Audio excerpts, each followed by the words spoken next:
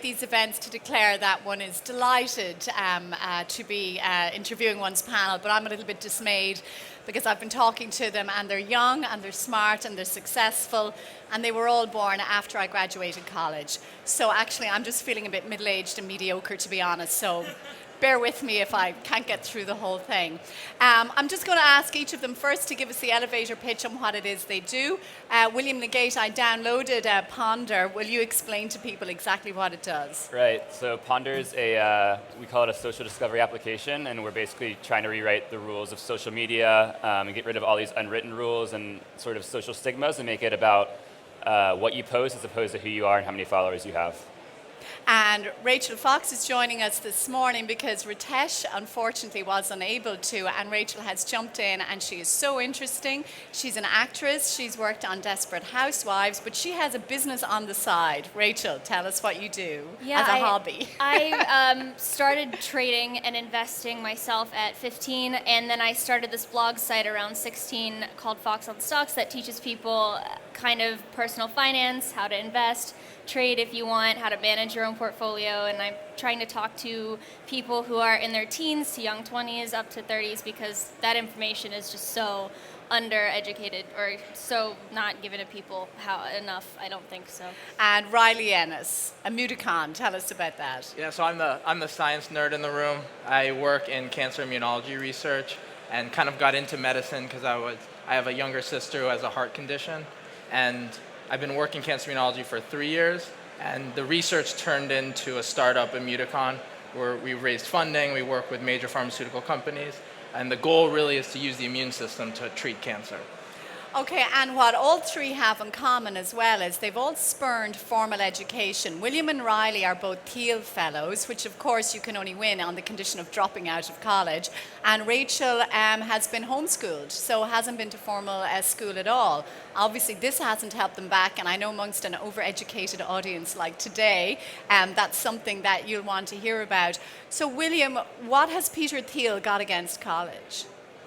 Peter doesn't have anything against college. It's more against the idea that you need to go to college to be successful. And I think the Thiel Fellowship it's not saying that everyone should drop out, but more that you should evaluate it on like a case-by-case basis and see if college is right for you and makes sense for you, and then trying to get people to not kind of count it against you if you don't have a degree, like a piece of paper saying that you... So what was wrong with college for you? I never went. I got the Thiel Fellowship right out of high school, so I never went, I guess, to answer your question, but I always have done better learning on my own and studying on my own, so I just thought that it'd be a good fit for me. And what about you, Riley? Yeah, so I went to Dartmouth for 2 years before I dropped out. So I don't think there's anything wrong with college, but if you have a startup or research an idea, you kind of have to balance school and that research or startup. The ecosystem's great, but if you really want to get something off the ground, it's hard to do when you're taking classes, and especially at a school where there's a lot of requirements. That makes it difficult for you really to invest the time necessary to get something off the ground. I mean, Rachel, a lot of the reason people want to go to college and get that degree is really partly a sense of security. You know, they've got that piece of paper that they can show to people and say, I am smart, I've done this. Yeah. So do you not feel the need to get that bit of paper? I don't specifically because I teach or I write a lot about investing and I guess kind of unique methods of trading and how to basically grow your wealth and portfolio, and they don't teach that in college at all. So any kind of knowledge that I can provide, like the value that I can provide to people, is not something that I could get from going to college. So. And do you think you'd ever like to go though? Yeah, in the future for sure. It could be fun to study something maybe that I'm really interested in, that I'm passionate about, like like Greek mythology or something later on. But do you think people maybe doubt you or doubt your qualifications because you don't have it? Maybe. I don't know. I just think that content speaks for itself, and if I'm giving them something that they didn't know before that is helping them, then there's no need to have the degree. It just doesn't make a difference. Okay, well look, let's talk about raising money and pitching, because obviously, say William, someone said to me once, look, if you're talking to a VC, everyone's got a good idea. What they want to see are people who can actually execute. But when you may not necessarily have a track record, to show that you can execute, how do you deal with VCs? Right. So for me, I've always thought of it as sort of a leverage game, and I think of investors almost as like girls in a sense. So you go up to them, and you kind of like form this relationship, and then you sort of play hard to get, and you make them tell you like why they should, like you make them sell themselves to you, and then make it less about about raising money and like formal business at first, and more about just like sort of building that relationship and that connection, and then the money will come naturally later on, at least in my experience. Yeah, I was talking to someone last year who was saying that people can get very caught up if they get the opportunity, they get into that door and they're talking to an investor and they're panicking about getting to the presentation. But you feel you shouldn't worry so much about that.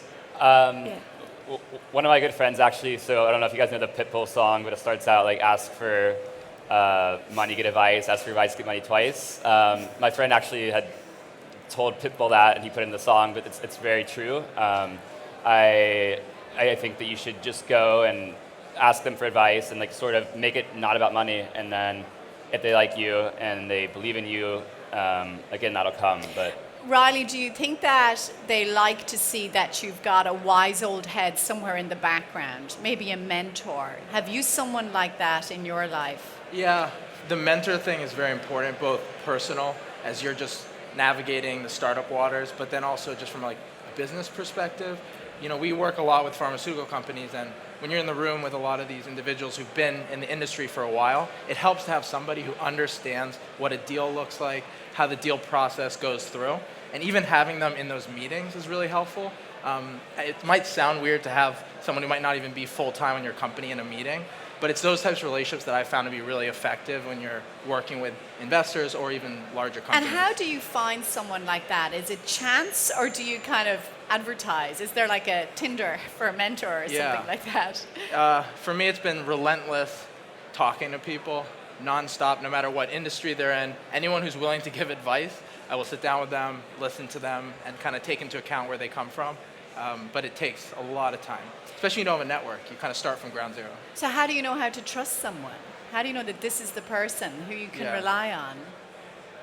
I think it's little things. The way they interact with people or how their friends talk about them, I found to be probably the best indicators of for trust. And funny, Rachel, someone said to me, personal branding. That's your personal brand is what someone says about you when you leave the room. And again, when you're starting out, trying to control and manage your reputation is something that you may not realize you need to do until after you've screwed up and everything's gone wrong. Yeah. So, how aware were you from when you were starting out that you needed to control your public image and present yourself in a certain way? And how have you achieved that? Well, having been acting in that business and world since I was 9, I kind of always grew up with that in a sense. It was in your DNA. Yeah, I was raised just, thinking with that mindset. And then when I started the blog, I wasn't really thinking too much about, my image. I just kind of was the face of something because I thought it would be cool and cool to attract young people. I thought they would want to learn about investing from a young person. So I was like, yeah, I'll put my face on it. And then I kind of realized that you have to match your brand, and your brand is you. And when there's that kind of connection, it's very strong, and you have a very strong front, and people are more connected to that brand and to that movement.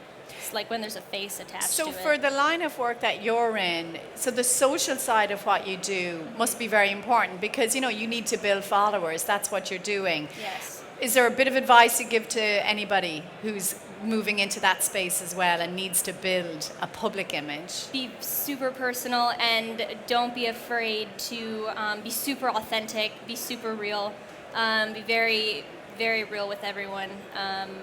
And just very personal is great. William, I was telling the guys about there's an organisation here at Club in Dublin called Flounders, and it's for people who failed because, it's all about success here, but everybody agrees you really only learn when you completely screw up. So, William, you all kind of look successful, not young enough to have failed yet, but there must have been a couple of failures there. What have you learned? Yeah, I think any founder has a lot of private failures, whether or not they're public it varies. Well, I we're guess. not really in public here. It's a very small room. Right. You can I mean, tell so us like something. for me, I when I was 16, I started doing apps when I was pretty young. When the App Store came out, I had saved up a good bit of money and had a marketing campaign for an app over the holidays, over Christmas, and basically everything that could have gone wrong went wrong. I ended up losing a good annual salary in a period of 24 hours, and was very depressed, I guess, a couple months following.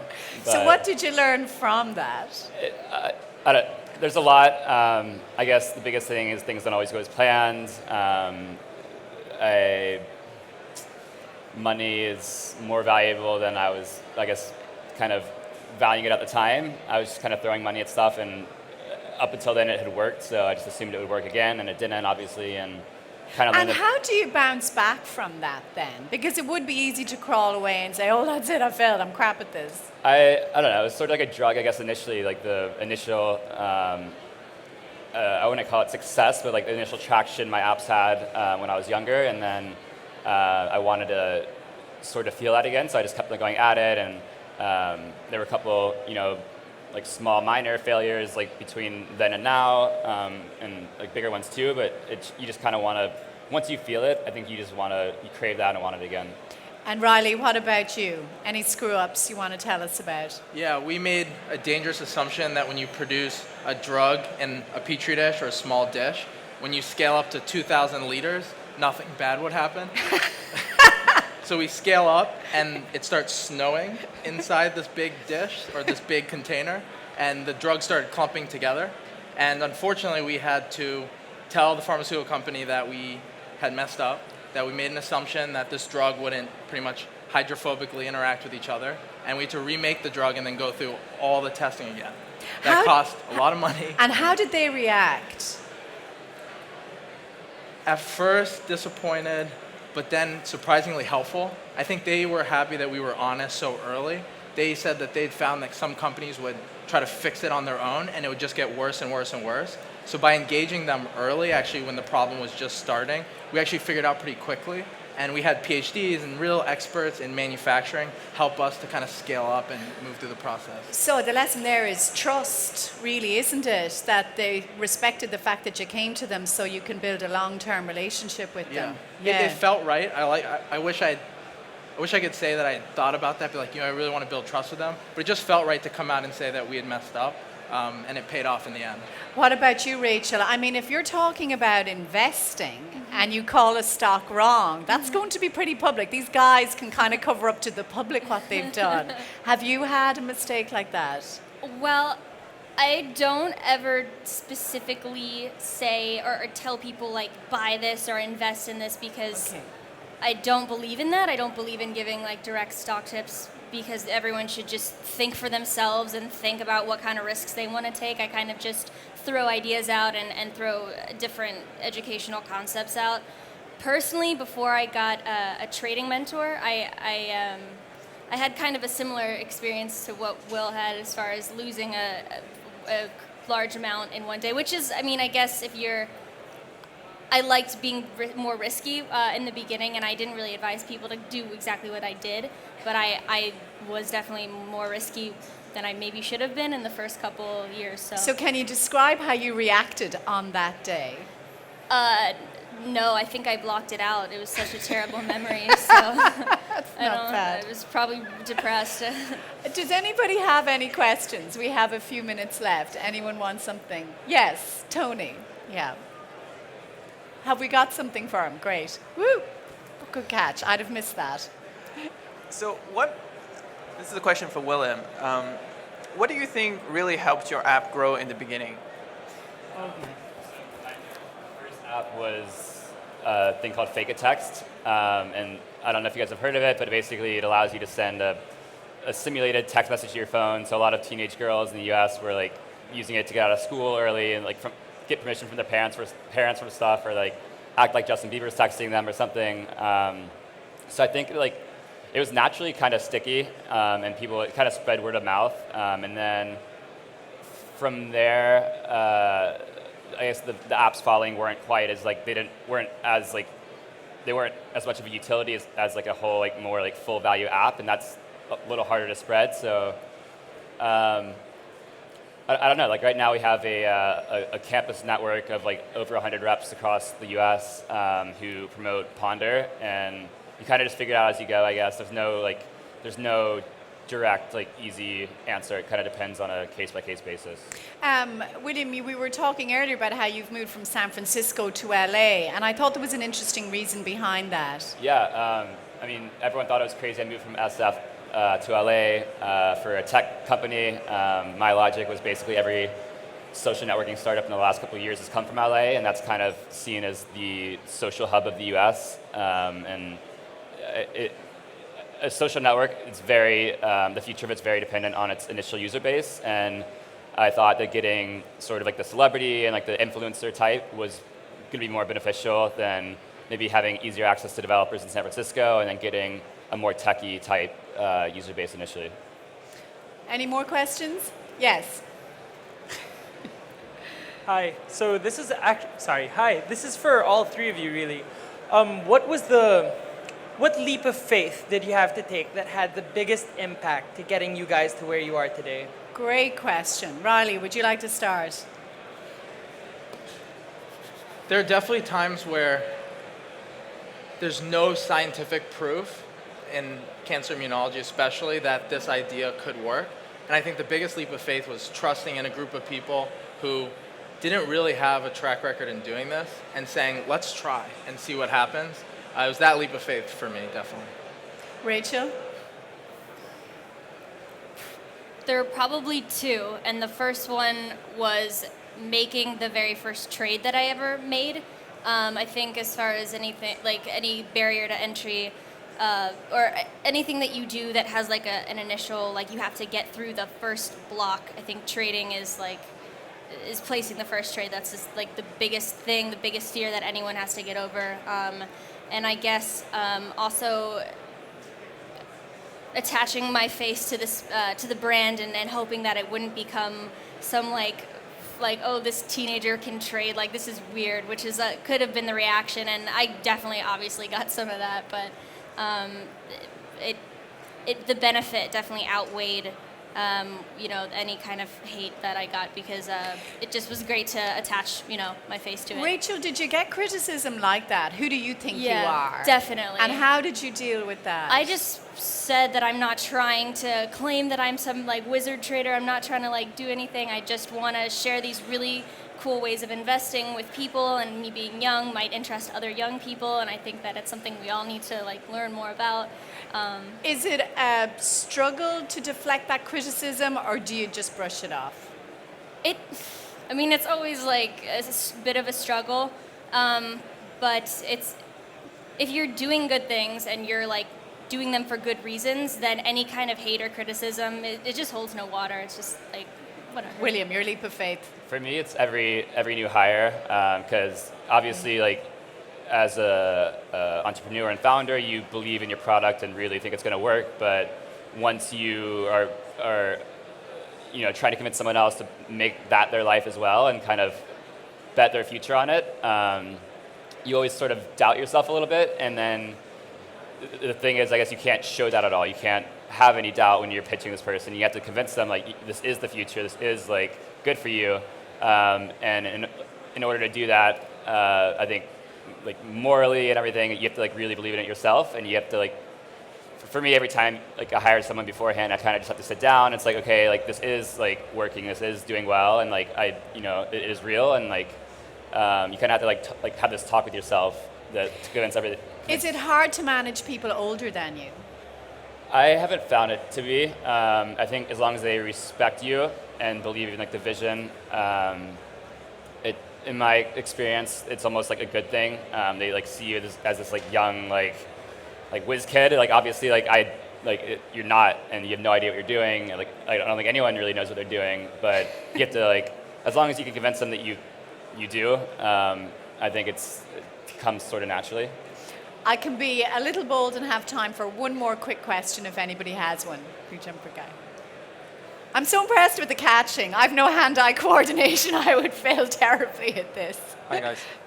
My question is, when you scale up and you have a few people on your teams right now, how do you handle operational complexity of your everyday work? You know, are you using tools? Are you using engagement? What kind of techniques are you mastering to make sure that everyday operations run smoothly? I think I'll let Riley take that one. Use Trello. Use Trello a lot in terms of tools. It takes a little practice to see what your team, how the different characteristics of the people, what they like, and what's comfortable for them to achieve a goal. So there's no name for it, but it kind of takes iteration even on the team side, to be honest. I mean, William? for me, it's I tried to force a lot of tools initially, and I'm like, okay, guys, we're using Slack for this, we're doing this for that, or whatever. And I found, at least in a company like maybe 10 people or smaller, it just is better almost to text someone and be like, hey, like what's up, and make it more personal. I think a lot of people try to force tools down their employees' throats, and it's just not natural to them in a small environment. And I wouldn't really, until there's a need for it, in my experience, I try to kind of keep them to a minimum. Okay, I'm afraid I have to leave it there, or men will come and drag us all off the stage. William LeGate, Rachel Fox, Riley Ennis, thank you very much.